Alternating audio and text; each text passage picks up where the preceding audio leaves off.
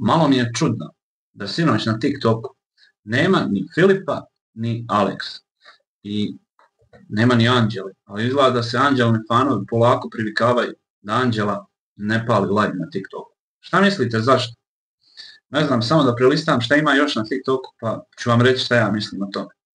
Jel zna neko zašto Anđele nema na TikToku? Ne može da podigne coins. Ja mislim da je zato. Ali sam vidio sinoć da objavila sliku.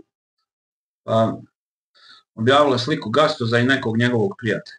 Sad nije malo čudno da nema Anđelinih prijateljica sa Anđelom i Gastozom, već samo njegovo društvo. Ne znam, poslije toga je Anđela objavila neku sliku da je sređivala ono svoje lice ili kosu. Bila je pedikir, manikir, ja ne znam kako se to zove. Ali šta mislite, hoće li Anđela opet početi da se pojavljuje na TikToku i zašto Gastoza nema na TikToku? Ko prati moj kanal zna. Aleks nema, ne znam gdje je Aleks. Sinoć u live sam dobio informaciju da će ćerka uskoro da ide kod Filipa. Vjerovatno dok Aleks bude u Dubaju. Pa da mala bude kod tate.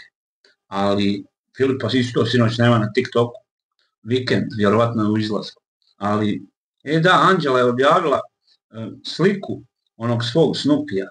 I kaže Snoopy da mu se sviđa novi tepih.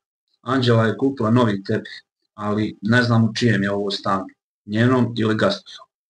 A što se tiče Filipa, pa on je objavio, ne znam, onog najbržeg trkača na svijetu neki video. I posle toga objavio da u Crikvenici u subotu, 11. septembra, će biti veče u spomen na Halida Bešlića. Bravo za Filipa i bravo za Halida Bešlića. Ovo moram da kažem. Nikada nisam vidio da je jedan pjevač ovoliko ujedinio region, kao što je to Halid Bešlić.